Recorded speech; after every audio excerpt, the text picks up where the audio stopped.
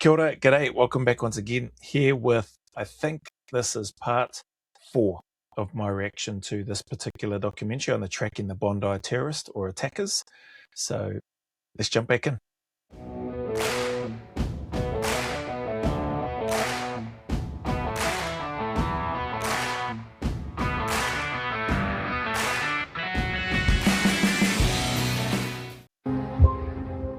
Senior ASIO officers with recent experience have told Four Corners of years of cuts to spending on counter-terrorism.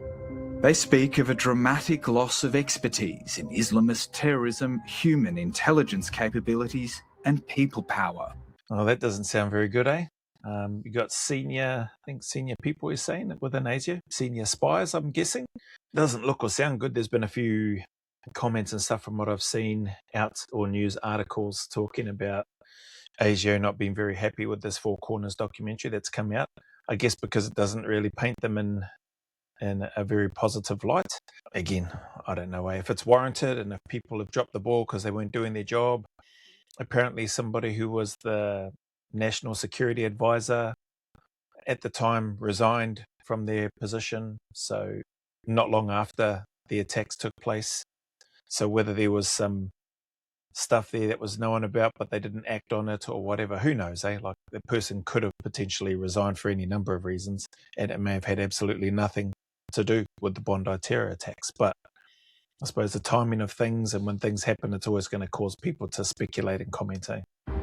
ASIO said this was false, and the claim any resourcing decision increased the likelihood of the Bondi attack is irresponsible and demonstrates profound ignorance. It's a strong comeback, eh, from ASIO, but you would expect, well, you'd like to think, I think anyway, that an organisation that prides itself on trying to protect its people within its nation, within its country, would respond like that. Because I don't think they're intentionally trying to allow bad things to happen within their country. That's what I like to believe anyway. Some of you may have seen my reaction to the 9/11 files and the Tucker Carlson series that he did, and the people that he spoke with, and what was coming to light and all that sort of stuff. Or what appeared to be something that wasn't very good anyway when I was watching it, and made me question and myself and the reasons that the war started in the first place. And I think I mentioned in one of the reactions that I've done here, terrorists from anywhere, they've got time on their side, and maybe they've infiltrated areas within national security that gives them access to certain things, and maybe they're able to manipulate things. Who knows, right? Movie type stuff probably, but it's not out of the scope or out of the realm of possibility, not in my opinion anyway. How difficult a metric is that for Mike Burgess when he's looking at how to prioritise, resource his officers' attention? I won't speak for Mr Burgess, he can speak for himself, but as someone who, at least up until September 23, was privy to his thinking, it's a devilish problem, because in security, you always know that something will go wrong. You're always just struggling with these trade-offs. They're very hard trade-offs, and these are some of the hardest jobs in government for that. He's right. Like, I've never served in that type of role, but I can imagine you're always, as much as they are trying to intentionally prevent bad things from happening, they are likely, for the most part, I think anyway, majority reactive. So it's just, like I said, bad things are always going to happen. And that doesn't mean that it's okay. Like was it the intent or words to the effect on this at the start of this documentary? Could the Bondi terror attack have been prevented? As I've mentioned, probably almost anything could have been prevented in hindsight. All right. So that's what they're doing now. They're going back and they're speaking with people. They're trying to connect the dots. Maybe by the time they get to the end of this documentary, maybe they see, oh, we could have prevented it. Maybe when they look back and go, well, this guy, the father, was on the list. His son was still staying with him. We've got him clocked in terms of meeting with these people that don't seem to share the same values as members of our country. And they're talking about things in regards to who love death more than life.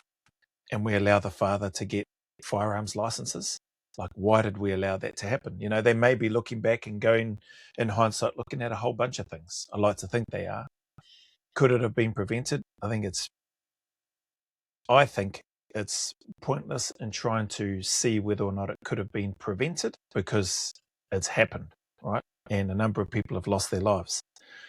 I think I suppose what they're doing now, and part of what's good of this documentary, maybe in conjunction with no doubt what ASIO is likely doing, and the government themselves is looking at what could they do better, what can they take and learn from these things to do better, to try to be less reactive and more preventative focused going forward. But at the same time, like this guy's mentioned, I like to think organizations like this are always trying to be preventative, but sadly the reality, as he said, one of the hardest jobs I think in the world, or in the government space, or in the public sector, for them to try to work on, or them to try to serve in, because bad people can pop up and do stupid stuff at any time.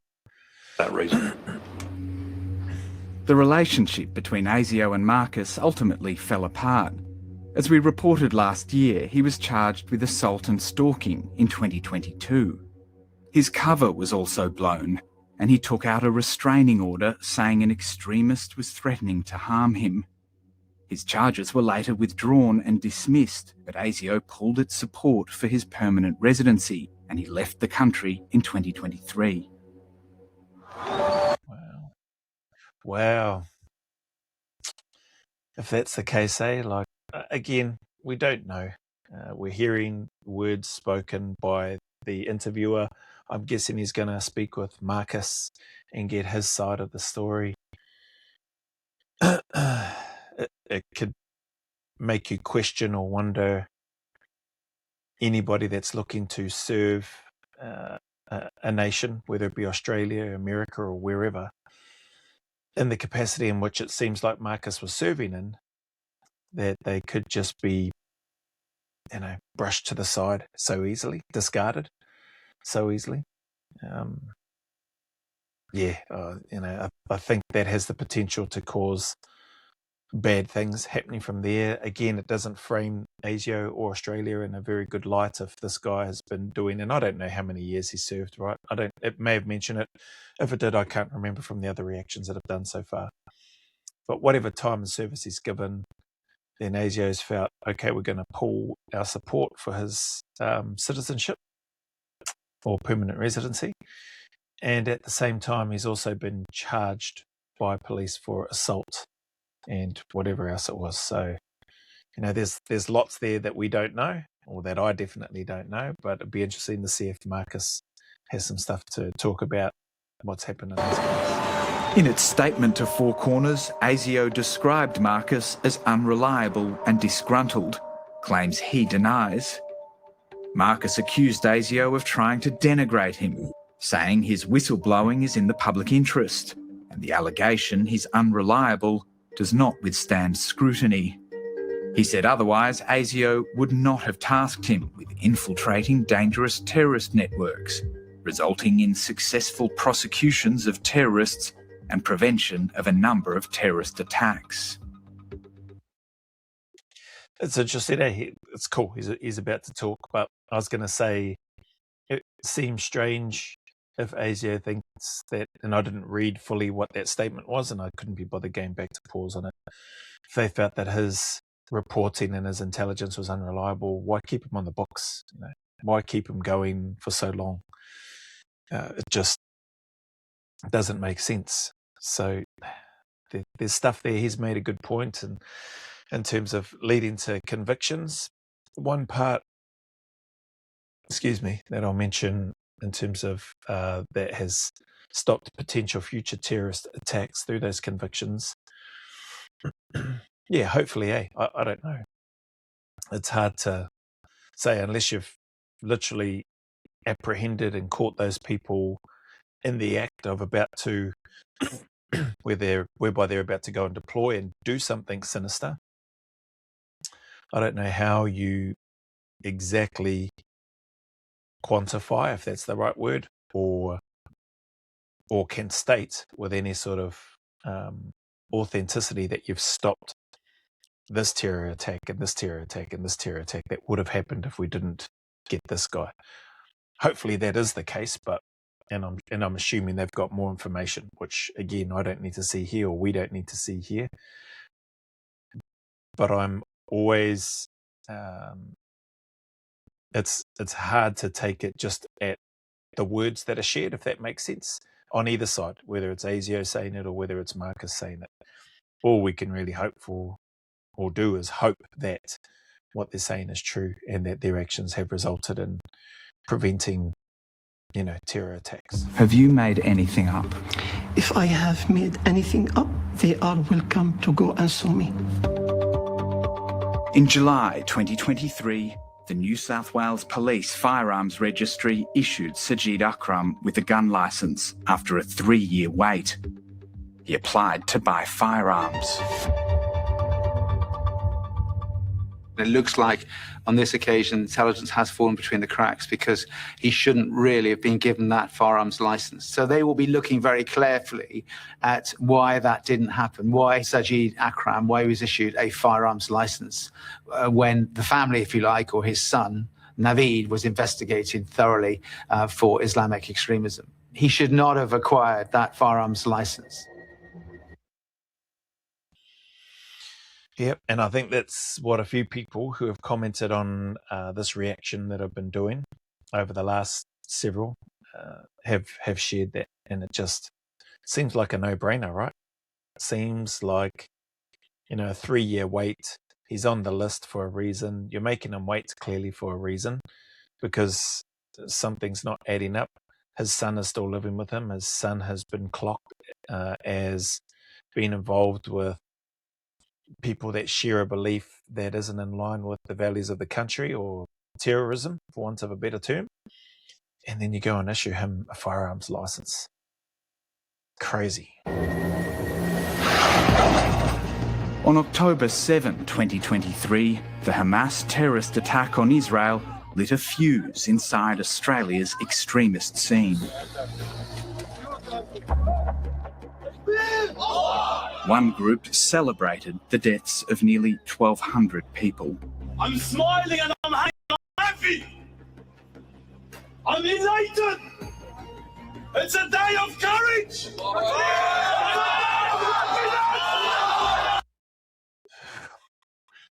Look at this ball bag.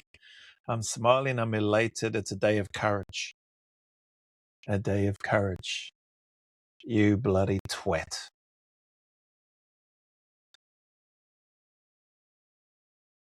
Courage standing, sitting back in your country while those ball bags go firing off rockets into a country. Now, I don't pretend to know the politics in terms of what's happening in those countries. There's a whole bunch of stuff happening right now, right? There's Israel and the US bombing and targeting Iran. Iran is fighting back, doing what they're doing. Apparently, there's talks of Mossad, Israeli spies that have been arrested in other neighboring countries for plotting attacks or whatever. Who knows? Like, I don't pretend to know. But these clowns and these world leaders that are supposed to be trying to prevent this sort of stuff somehow are just getting caught up and brought into the fighting. I'm not talking about us here in New Zealand, although that may be something that happens later on. There's Australia, there's the Five Eyes Alliance, etc. But just coming back to this idiot, there is no courage in what it is that he's doing, standing. I suppose to a degree there's a bit of courage to stand there in the streets, but that's and talking the way that he is. But he's clearly talking to people that support what's happened, who support the murder of 1,200 people. And then they'll both go backwards and forwards, Palestinians or Israelis, on the numbers of hundreds, thousands, whatever the number is, of people lives that have been lost on both sides. And yeah, Judgment Day and whatever they believe in will come for them at some stage. But there is no courage in what I'm listening to and watching here as these idiots stand in the street on either side. It's I don't have the answers. I just have a lot of anger. It's a day of pride! It's a day of victory! This is the day we've been waiting for! Israel's war in Gaza sparked mass protests, and while the vast majority were peaceful, some at the Sydney Opera House chanted anti-Semitic slogans. Where's the Jews? Where's the Jews? Where's the Jews? Where's the Jews? Everyone agrees that at a minimum, there were people calling for where are the Jews or where are the Jews? There's no doubt. In my mind, this was a new level of anti-Jewish hatred that was surfacing to full public view. Man, why don't you just kick all of them out? Hey, just send them back home. Like, all the Palestinians, right, you lot, bugger off, piss off back to your country. All the Israelis, is doing beer, you piss off too, go back to your country. It's just nuts. Now that might sound harsh and unfair to the good ones on both sides. Yeah, probably it is. People probably say the same thing about Kiwis living over there, right? But if you're going to participate in stuff like that, I just don't think there's any place for it. Having had the privilege to live in Australia, serve within the Australian Defence Force, lots of friends and stuff in that over there, and family in that as well. If you don't want to be there, or if you're coming from another country and you're going to another country, let's say, for example, this time Australia, and if you're trying to cause or somehow influence that country to shift and change how they live and what they see as their core values for how they choose and how they expect their people, their citizens, to live in their country, if you're wanting to try to change that, then you shouldn't be there. Like, head back to your own country, go live there. But I'm assuming they won't, because part of the reason why they've left those countries in the first place is because they don't have the freedoms that they enjoy in Australia. All right? They likely don't enjoy the type of lifestyle that they get to live in Australia. So, anybody from another country going to another country, in this case Australia, you need to try to adapt to fit in there, not the other way around. Not try to force that independent country to adapt to how you do things. Oh man. Again, I wish I had the answers. I don't. And people can say whatever it is they want, Palestinians, Israelis, other nationalities, when they see this video. I don't care. Like, I'm doing a reaction and giving my 2 cents, right, based on my time, the privilege that I've had to live there in Australia, and based on what I'm seeing and hearing in this video. And when you got ball bags like these clowns saying, where's the Jews, where's the Jews, and just all this seems to be hatred going around between them, it's like, guys, just head back to your own country, go get that courage that you're talking about, put that courage of armor that you put on, the bloody bomb vest, your ball bags, and then just go run at each other and blow each other up. Like, the less of you clowns there are, the better, in my opinion. Stop wasting everybody else's time and stop bringing your hatred into another country. That's what I think anyway. The good ones, those of you that are good and that you are not looking to do anything, you are there in another country trying to live and adapt to the way that things are in that country while still looking to hold on to your traditions and whatever those may be within the walls of your own home. Great. Do that. Stay there, be good citizens, contribute, work hard, etc., etc. Anybody that states that they have all this courage and that they love death more than life, well then, piss off back to your country and then go apply your courage and then go fight for your country. Right? That's what I say. At Al Medina Dawa Centre, Wissam Haddad's preachers stoked anti-Semitism, Fight for the sake and the flag. invoking a holy war. Muslims, they starving for jihad. Their hearts are aching for jihad. They can't wait to be amongst the mujahideen. Then piss off back there and go be amongst the mujahideen and go and fight. You said you can't wait, or you fellas You clowns are all sitting there, just staring at this ball bag at the pulpit, talking away.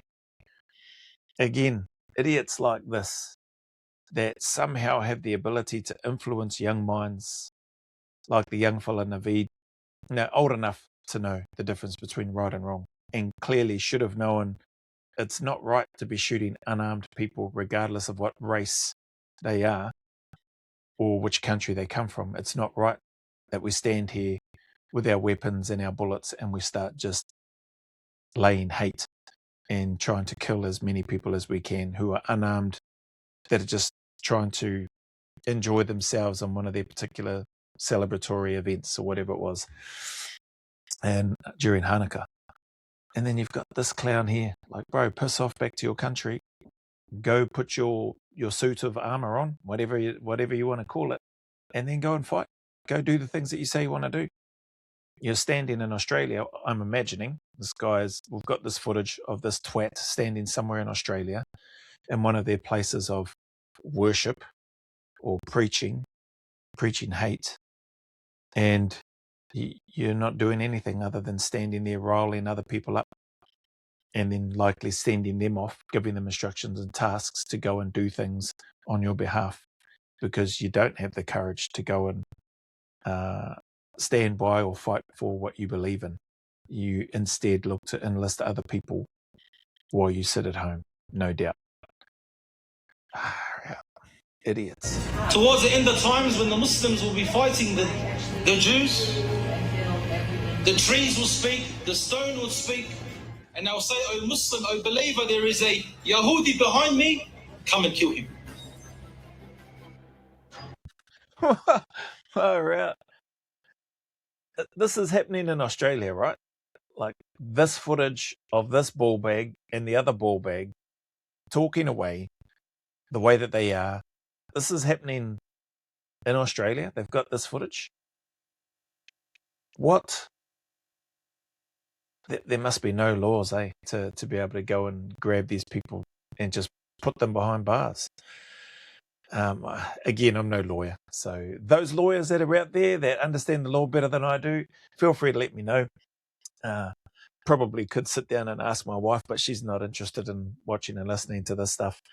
And I don't blame her. She's got enough work to do in the space that she enjoys serving in. But just listening to this, like, surely that, I don't know. Anyway, I suppose the freedom of speech, that that Australia allows people to have, mind you, that almost come to an abrupt stop when I was listening to the hate speech pieces that were showing up on Instagram. So who knows what's going on in that space now. I think there's been a pause pushed on that because of the implications and the potential, I guess, not only controversy, but the spread that could have had and the powers that it would give authorities and the government to, I suppose, silence people. But man, it just does not make sense. I'm sitting here dumbfounded with a bit of a smile on my face thinking this twat is in Australia speaking the way that he is.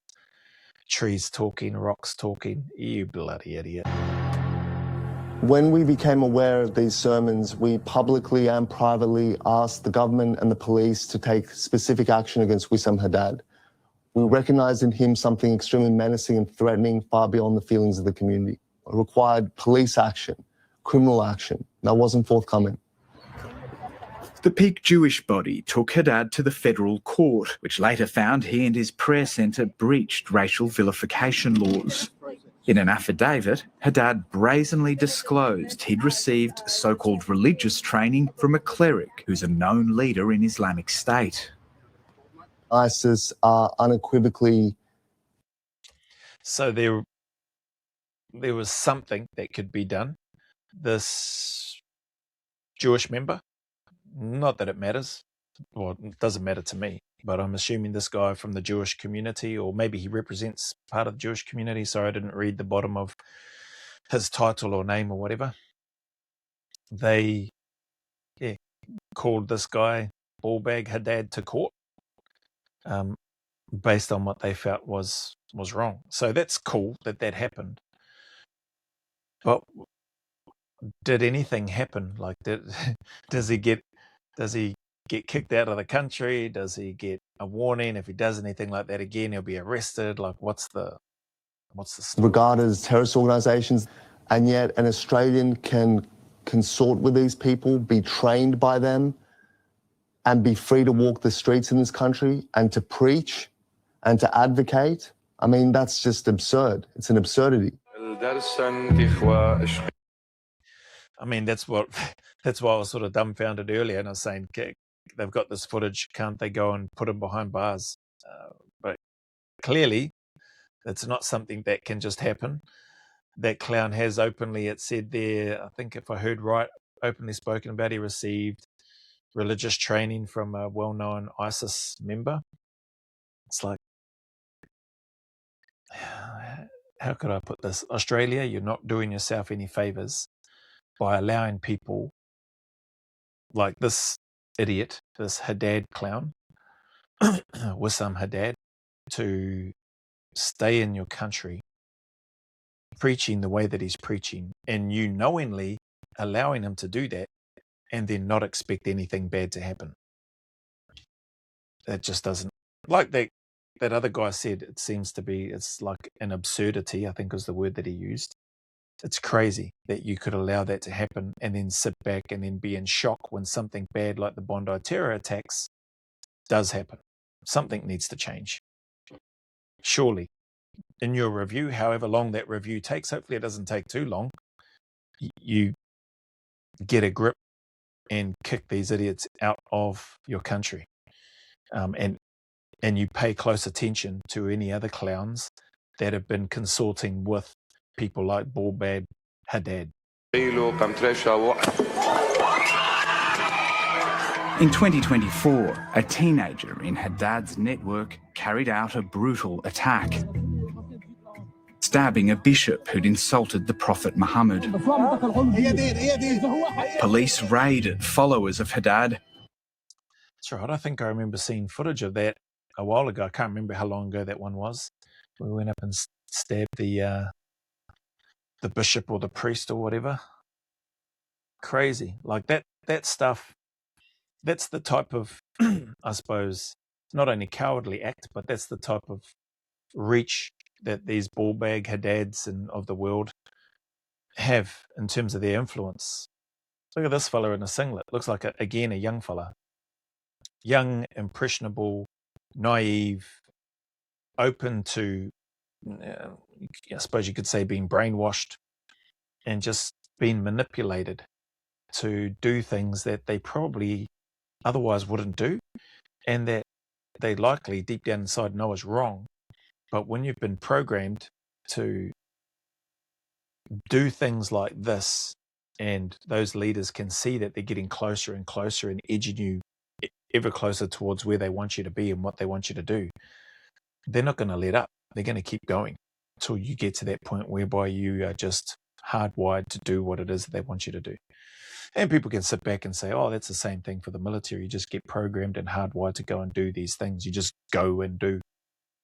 And there is a large part of that which is true. Like if you're an active serving member in a defence force and you get given orders and there's a mission and you need to go somewhere to deploy, like you can still say no. Don't get me wrong. You can still say, no, I don't want to. But by and large, the vast majority of soldiers, at least in my experience and those that I know, even still to this day, go because they want to serve something bigger than themselves and because they believe that what they're doing is, and again, you could say it's aligned with what these people are thinking and or believing. But I don't see any militaries, and again, this may be my naivety coming out, going around stabbing people in the street, going into synagogues, churches, places of worship, soldiers that is, and brassing up people in those buildings. I don't see soldiers going down to a beach where there's a large gathering and then just shooting people indiscriminately to kill as many people as they can. I don't see soldiers going out and around into communities, setting bombs and blowing themselves up. It's so soldiers, in my opinion, my biased opinion, they're not doing that sort of stuff. They're going out there trying to fight against people that are looking to do that sort of stupid stuff. Likewise with police. They're out there fighting against people and trying to bring in people that do these stupid, pointless acts against other people. Because sadly, the world is full of idiots that want to go out there and talk about how brave and courageous they are when really they're cowards and they sit behind while they manipulate other people to go out and do their work. So there is, obviously ownership and responsibility on the individuals there to look at the information that you're being presented with. Likewise with me, looking at these videos here and doing a reaction. Like, media doesn't have the greatest reputation, so it can be hard for me anyway, personally, to look at some of what the media puts out, dare I say a lot of what the media puts out, and think that that is gospel, that is true. There's always more to every story.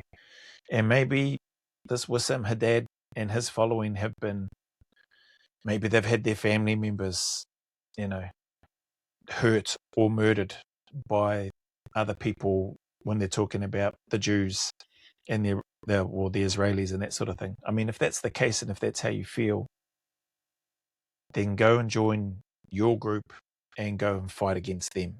Why go to another country and then look to recruit all the people or as many people as you can within that country and then go out and do stupid stuff like this within that community and within a country that's given you the privilege to go and live there? Surely there's a deportation, something that they can do. Oh, man. Allegedly planning terrorism against Jews. As extremist violence escalated, ASIO increased the terrorism threat level. Gaza is not the cause of this rising, but actually I acknowledge, yes, it's a significant driver. It's driven more emotion and heat into society. We are reviewing our caseload of assessed violent extremists. Many of those we've assessed do have awful ideologies, but are unlikely to go to violence. In this environment, it's important that we retest those assessments we've made to make sure we're paying attention to the people we know about. Wow. That must be a hard job, eh? I'm just going off what the other guy said, but to stand there and saying that we want to retest on the people that we know about, people that have shown to have ties but are unlikely to go to violence. Man, how do you... I'd love to know the metrics or the system or the processes that they are using to identify and or determine whether or not someone will go to violence. Because if they used it on Naveed and his father Sajid, Naveed Akram and Sajid Akram, if they used whatever that process was against them before issuing the father with weapons and they viewed him as unlikely to go to violence, well, how way off the mark were they? And so saying that we need to retest those things again, well, they didn't work the first time. So what makes you think they're going to work the second time? And it's just, again, I don't know what those processes are, but I would love to know. How are you assessing, reviewing, looking at whether or not someone has the potential to go to violence? You've got a young fella there who wasn't handcuffed, who was put into the back of the police wagon there. Like, do you look at that? Is he not cuffed because he's too young? Is he not cuffed because you don't think that he poses a threat because he's been cooperative? Like, what's the... And I get it. People need to have that ability in roles like that, and policing and military is the same. They need to have that license to be able to use their own judgment, to be able to use the whole environment around them, what they're seeing, what they're hearing, what they're feeling, gut feeling, etc. as well, to make a decision. I 100% support that. Always have, always will support that.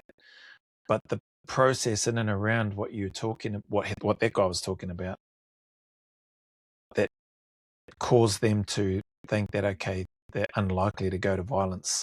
How many of those people, if not all of them, have the potential? I think anybody has the potential to resort to violence. That's just my take. That's my opinion.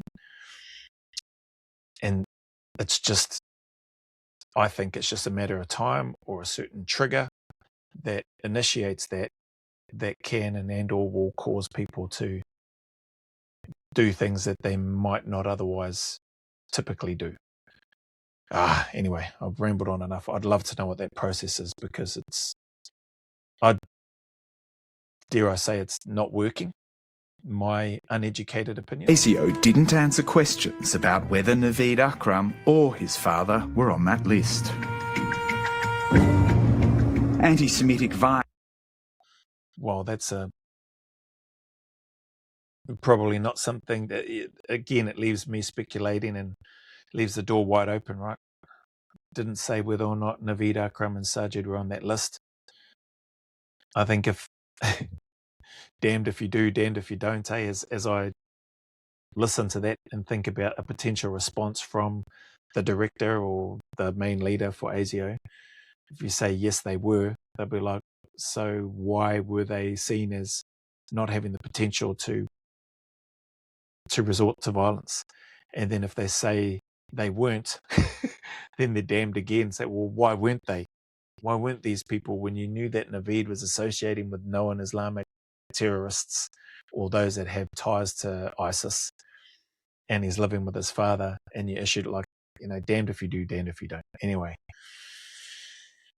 we will probably never know the truth, because either way, it doesn't make, in my mind, it doesn't make ASIO look very good or competent in that setting, in terms of how they may have or may not have handled Naveed and Sajid. Violence erupted in Sydney and Melbourne, putting intense demands on ASIO. Mike Pizzullo called for a national task force to stop anti-Semitic terrorism after being sacked from his government role. Anti-Jewish hatred was reaching a crescendo. We'd seen fire bombings, attacks on synagogues. Hang on, did they just say this guy Mark Pizzullo was sacked from his role? What was he sacked for? I'm just going to go back on this one, because I think that's what I heard. Mike Pizzullo called for a national task force to stop anti-Semitic terrorism after being sacked from his government role. Anti-Jewish hatred was reaching a crescendo. We'd seen fire bombings, attacks on... So he asked for this meeting, this national, whatever it was that he asked for again, after being sacked from his role. What was he sacked for? If you know, let me know. Synagogues, horrendous graffiti, death threats and all the rest of it.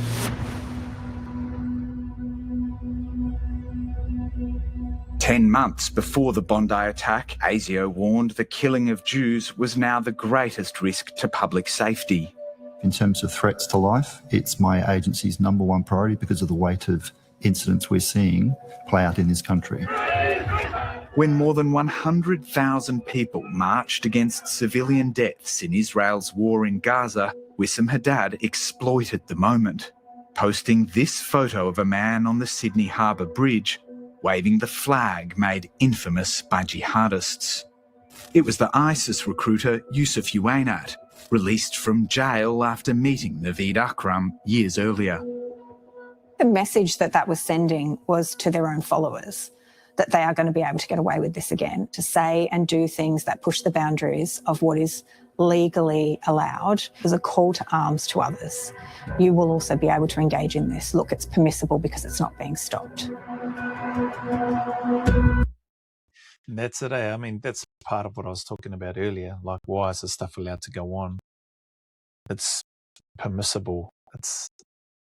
You're getting away with it. So why wouldn't they keep doing it? Why wouldn't they keep pushing the boundaries? If the government or the country that you're in this case Australia, is not going to put you in prison or not going to take action to kick you out of the country, why would they stop? It's crazy. In September 2025, Islamic State issued a proclamation. That statement from the spokesperson for Islamic State called for attacks against Jews and against Christians. When these statements get issued, there's usually an immediate response around the world. Naveed Akram was training. Sajid Akram bought his sixth and final firearm.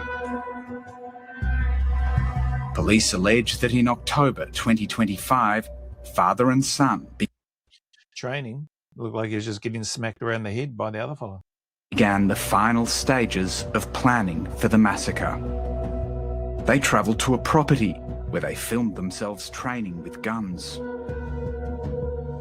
The Akrams filmed a second video of themselves sitting in front of an ISIS flag and 4 firearms.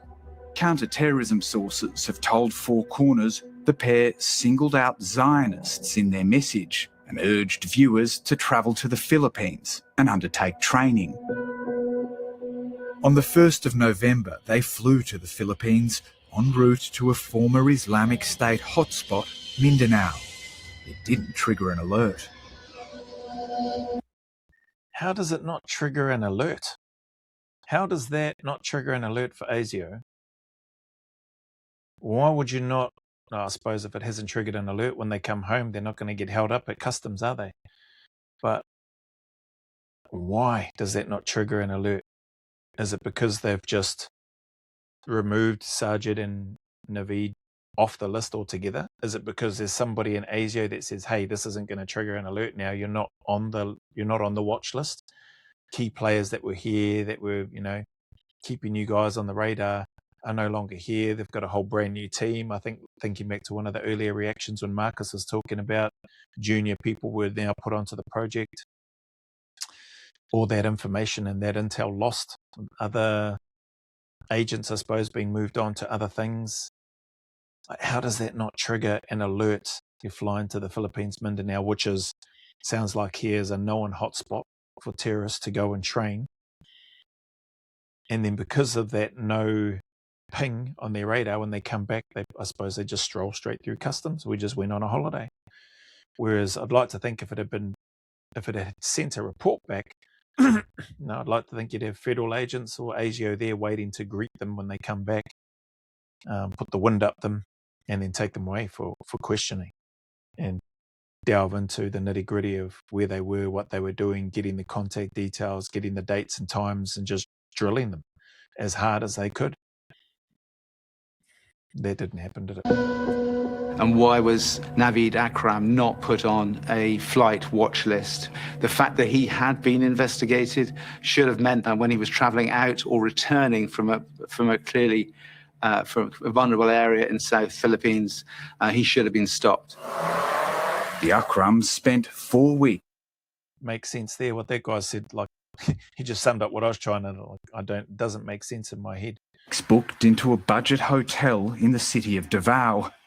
Police are still trying to determine what they were doing there. And that's why if you had to nab those bloody clowns at the airport when they come back, you could have just held them, I don't know, for as long as you needed to. Separate rooms, do all the pieces of your tactical questioning and intelligence gathering that you do to get the information, to get the inconsistencies in their story. Because they probably, well, maybe they did, maybe they might have prepared for that, but maybe they didn't. But because they're not on your list and because nothing sent an alarm, you missed an opportunity. So could the Bondi terror attacks have been prevented? Probably in hindsight. But we can't do anything about that now because there's all these little gaps that we're hearing from this documentary that didn't take place. In Bondi, planning was underway for the annual Hanukkah by the Sea festival. Sources have told us the Jewish Community Security Group asked New South Wales Police for a static police presence at the event, but they declined. We asked the Premier if this was the wrong decision. Yeah, I mean, in hindsight, yes, because we had the worst terrorist event in Australia's history, and it happened in Bondi on that night. So what I would say is, I don't know this guy, right? But if this is the local premier for that area, credit to him for being on camera and speaking to this. He could have just had a secretary or whatever issue a statement on his behalf because maybe he didn't want to be on the news. But it takes a lot of courage. If he's the one that made the decision and declined it, then he should be the person in the interview, in this case, putting his hand up and saying, yeah, I declined it. I haven't heard him say that, but I did hear him say in hindsight, yeah, it wasn't a great decision because of the nature of the terror attack that they had on that day. But I don't know. I suppose for me, it's a good sign when somebody in a position like this, in a leadership role, can front up. You know what I mean?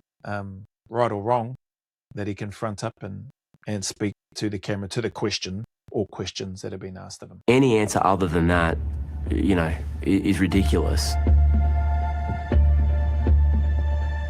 Police would have been good to hear more, like in terms of, because we had heard earlier in this reaction that I'm doing now that the ASIO leader was talking about that's, if not his highest priority or one of his highest priorities, due to threats against the Jewish community.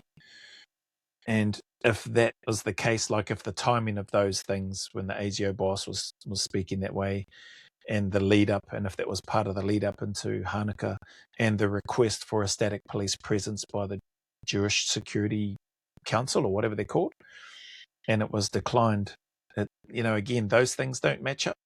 If this is one of your highest, or if not the highest threat because of the things that have been happening, why wouldn't you put a static police presence there? Anyway. Alleged that after returning to Australia, the Akrams were filmed on CCTV, scoping Bondi, and later smuggling a bundle of firearms to their car. Just after 6:40 p.m. on December 14, Naveed and Sajid Akram opened fire on the crowd in Archer Park, killing 15 people and injuring 40. By then, Naveed Akram was no longer on the New South Wales police watch list. Obviously, something went badly wrong.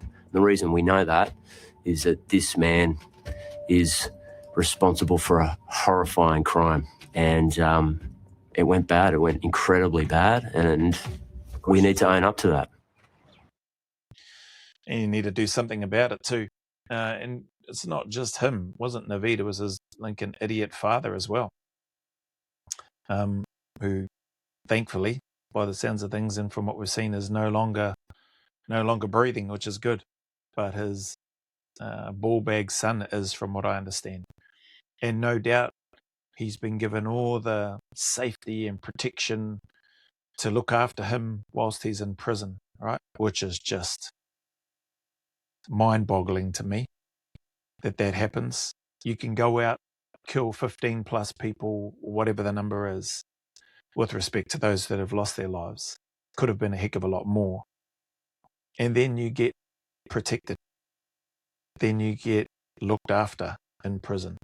Looked after is probably a fairly loose term, but they've got privileges and stuff taken away. But what a privilege it is, right?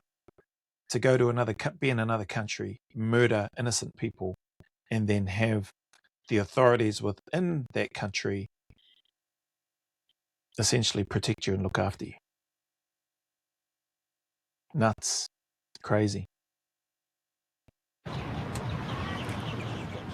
Police shot dead Sajid Akram and charged his wounded son with terrorism and murder. After years of demands for action from the Jewish community, Wissam Haddad's Al Medina Dawa Centre was ordered to close following the attack. Wissam Haddad created the forum, the venue, that so-called study centre, that prayer group that attracted these individuals that might take up that battle cry. The fact that he's a free man today, I think, should shock all Australians. Yeah, I was just going to say, so where is he? You close down the school or the whatever that clown calls it. He's just going to open up something else somewhere else. It's just going to be more secretive this time.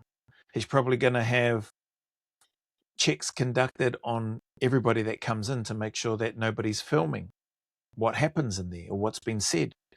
He's just going to pull the curtains but still be working as per what he's been doing so far, because he'll be looking for his next Naveed and Sajid Akram to do his dirty work for him again. It's just, I don't understand. Why do you not just arrest him? Why do you not deport him? Why not grab him and bloody interrogate him and get more information out of him?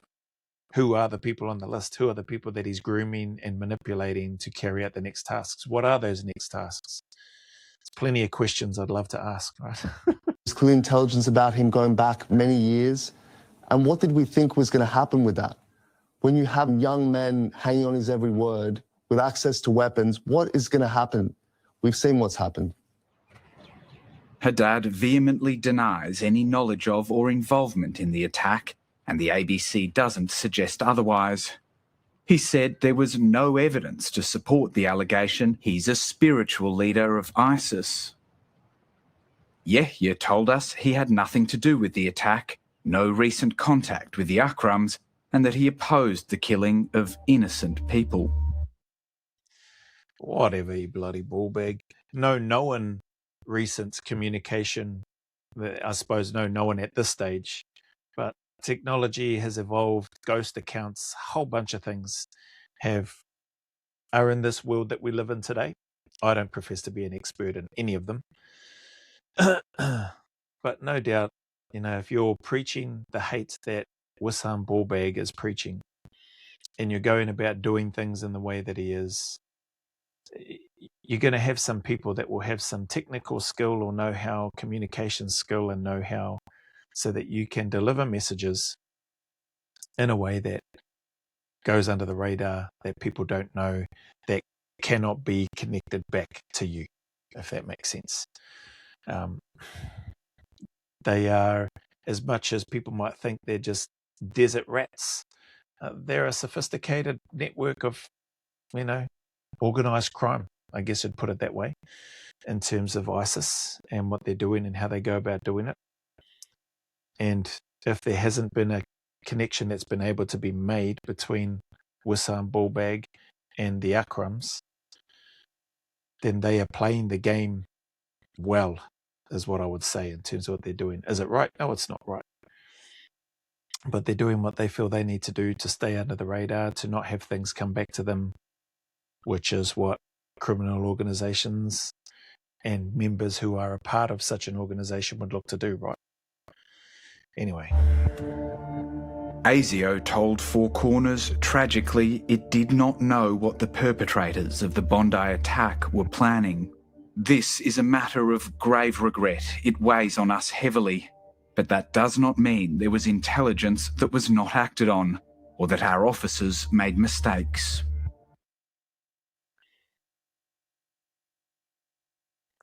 Tragically, ASIO did not know what the perpetrators of the Bondi attack were planning. Well, that's good. I mean, it's almost a damned if you do and damned if you don't again. So you didn't know, so what were you doing when these people were on your radar for so long? Why did they get taken off your radar? Is it because of what the ASIO director said? They didn't appear to show that they would have any potential for violence. Definitely review that process, whatever that process is, because that didn't work, eh? Or indeed that they were planning anything. Why did they drop off your radar? Grave regret. Why is it regret? Why is the matter of grave regret? Is the wording that just jumps out at me. That doesn't make sense. Grave regret because you took them off your list, or grave regret because you had them on your list and you didn't do anything about it. I.e., you didn't investigate them when they flew to the Philippines and come back. You issued weapons when you shouldn't have, because the father still had his son living there and the son was still heavily connected with Ballbag and the other ISIS clowns. Like that comment, this is a matter of grave regret. Why? Why is it of grave regret? Weighs heavily on you, so it should. It should weigh heavily on your organization in terms of what you're supposed to do.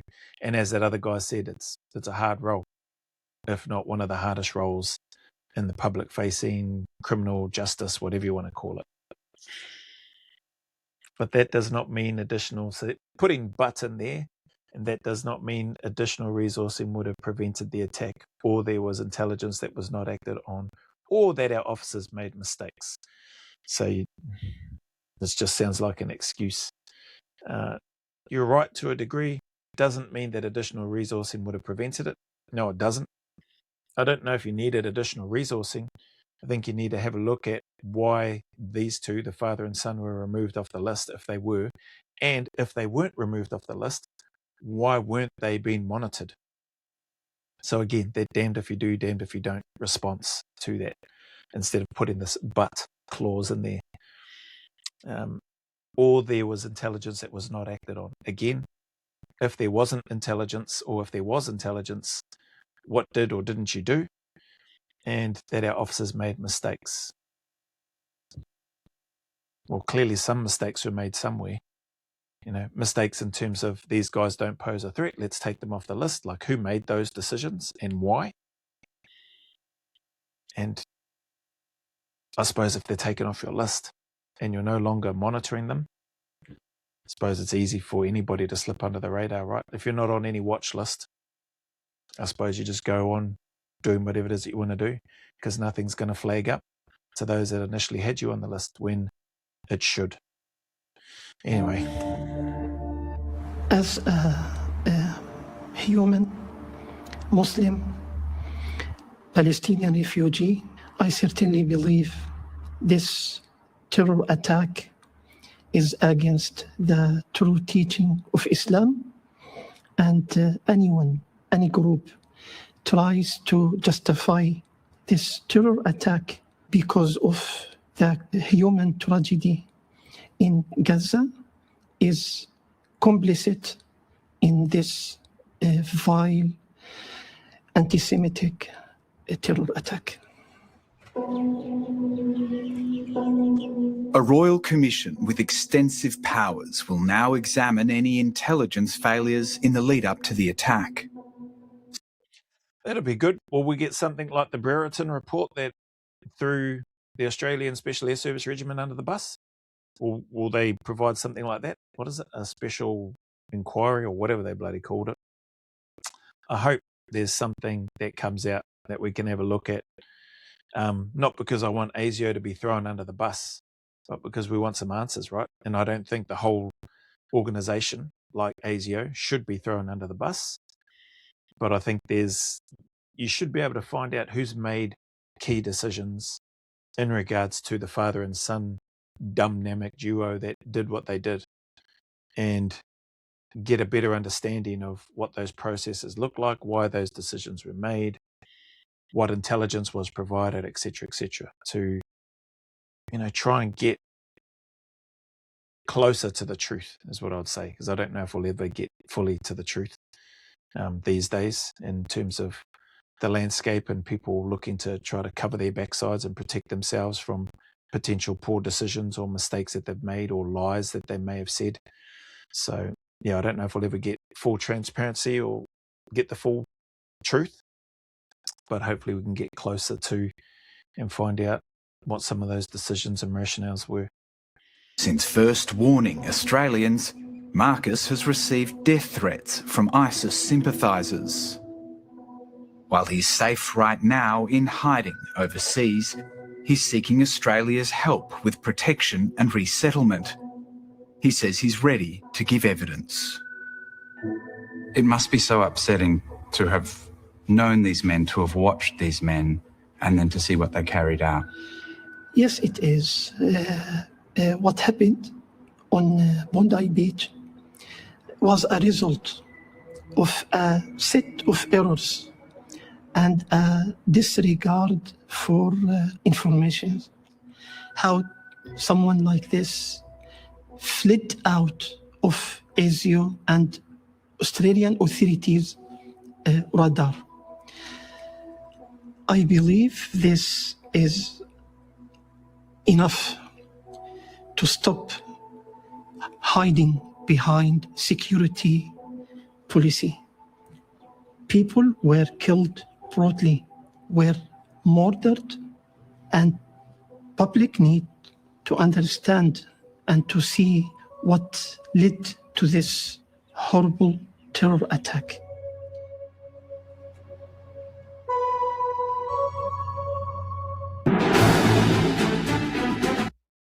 All right, sounds like he's got more information.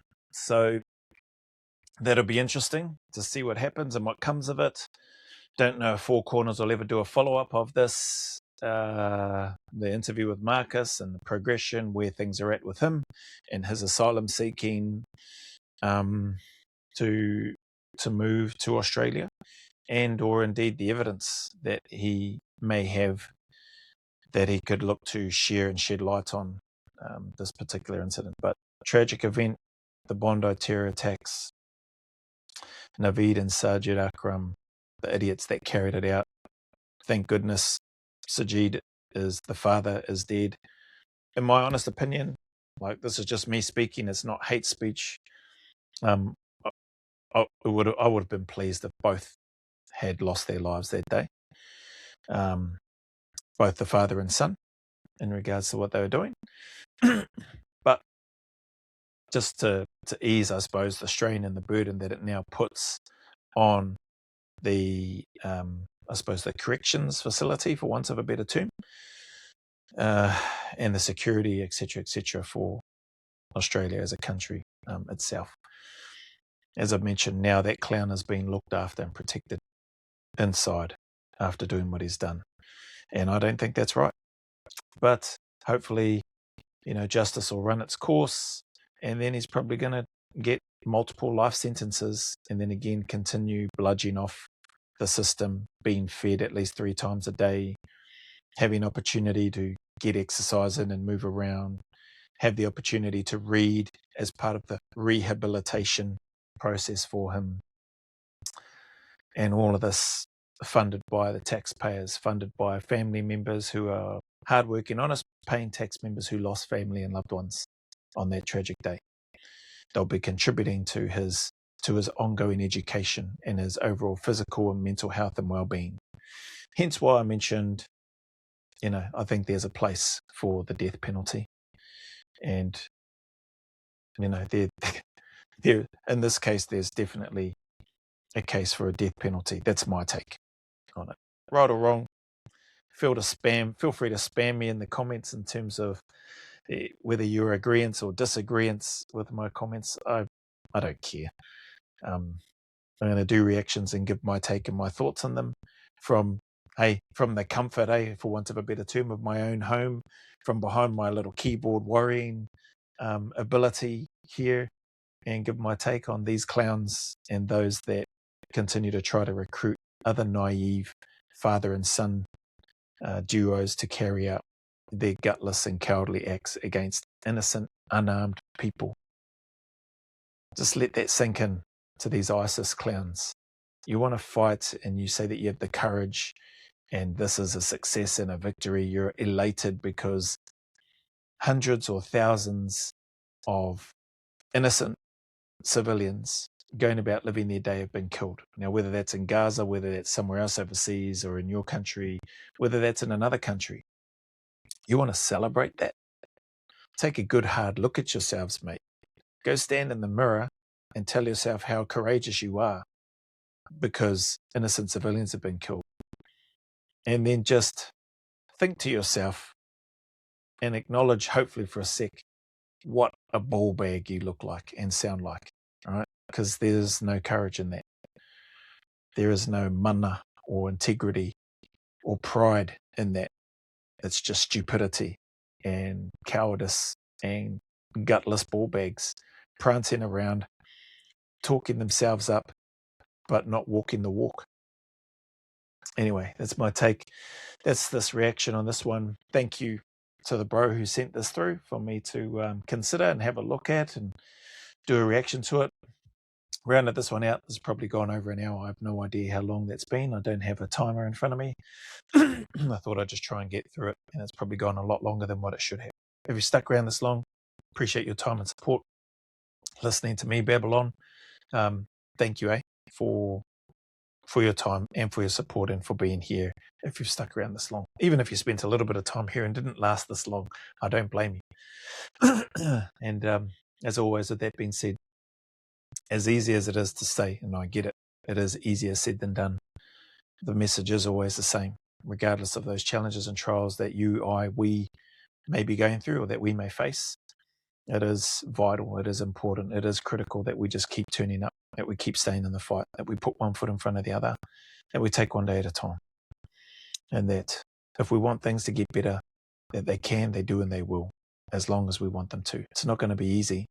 It's definitely not going to be easy. But things can, they do, and they will get better if we want them to. We just got to keep staying in the fight. There are better days ahead, and those better days are always closer than you and I think. So just keep at it. Don't quit. Don't give up. As always, go always a little further. Remember, who dares wins and who cares wins. And until the next video, there is a big mana wave coming from me to you, filled with my aroha, respect, appreciation, and gratitude for you all.